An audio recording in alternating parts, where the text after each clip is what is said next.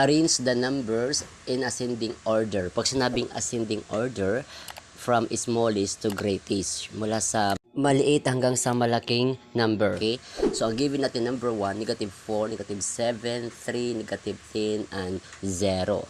So, ngayon, sisimulan natin sa negative kasi ang negative number, itong mga integers na negative, ito ay mababang number.